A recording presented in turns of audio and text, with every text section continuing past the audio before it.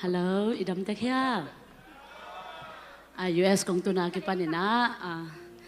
Nasip tuam jong semina haksa sama mahing. Toy manina isang gamte izo mipi te hiza haksa bang hangina hiza haksa thua ka hitanga omhiam chi ka nga isut tak chiang ina zogam zoleya mate sangam ule naute nong eat nong khwal man wa hi manina tunina zogam ina la khadong sanwa meng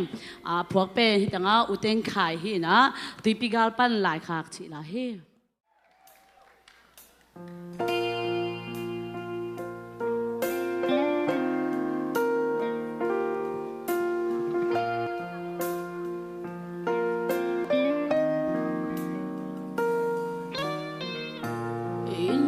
gam le mina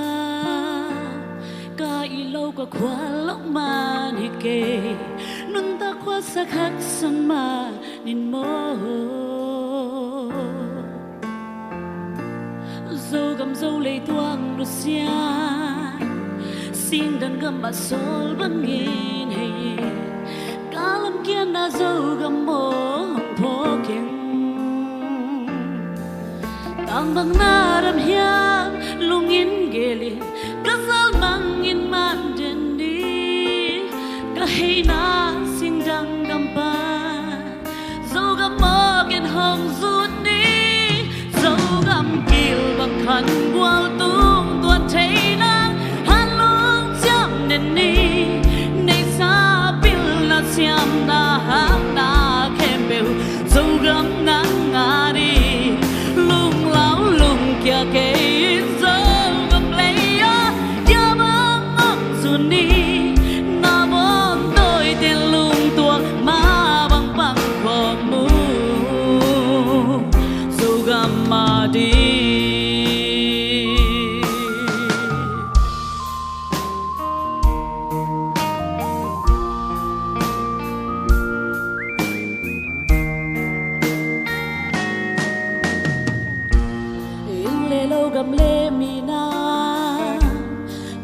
lâu cả khóa lúc mà đi kề nung ta khuất sắc hắc san mà đến mô dâu gầm dâu lấy toang đôi xia xiên đằng gầm mà sol băng in hay cả lâm kia đã dâu gầm mô hùng phố kinh tang băng na ram hiam lung in gele kasal mangin mandeni kahina sindang gampa zogam mo ken hong zuni zogam kil bang khan gwal tung tuan chaina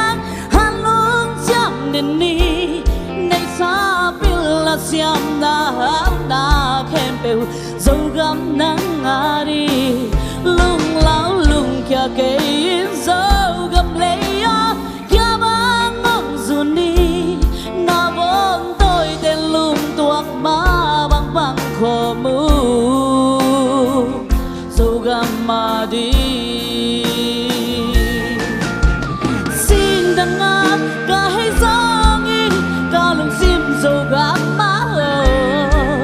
dù gam hông thô ki dù gam hông y đi